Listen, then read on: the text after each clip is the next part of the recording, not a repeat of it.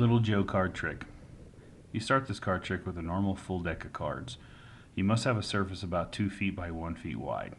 This is so you can lay out the cards and tell the story of Little Joe. The key to the trick is in the story and how well it blends with the flipping of the cards. The solution to the trick is very easy, and you'll probably get it if you watch it a few times. I will provide a solution in another video if a few people ask for it. The key here is picking out Little Joe. Little Joe I've chosen is the 3 of spades. So you have someone cut the cards, obviously the person that you're showing the deck to. The next step is finding Little Joe in the deck. So the key is here, you're not counting the cards, you're finding him in the deck.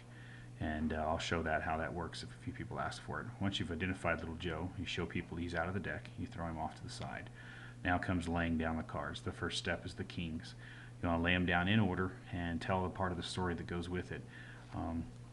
As you are doing it, show the cards to the person, place Little Joe back on the deck. You're then going to have the deck cut, pick the deck back up, and now you're finding Little Joe in the deck again. Once you've identified where Little Joe is, toss him off to the side again, and now comes down the next step of laying down the queens.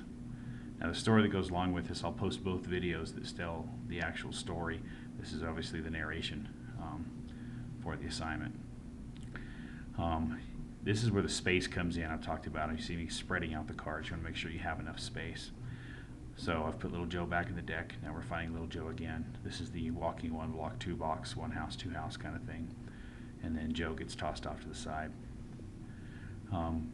So as you go to express the fun part of the joke, because you've got to re-explain the story as you go to keep people focused.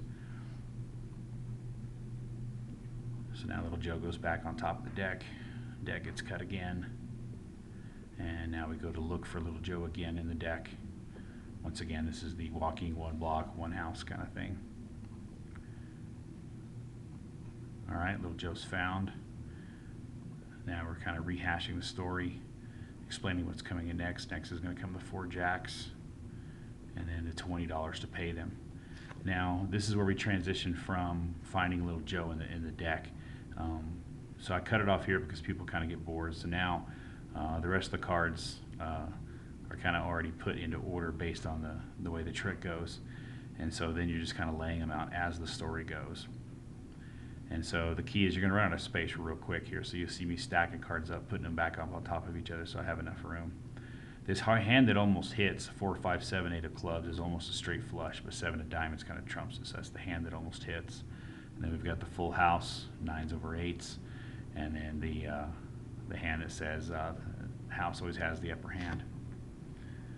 And that's the Little Joe trick. Thanks.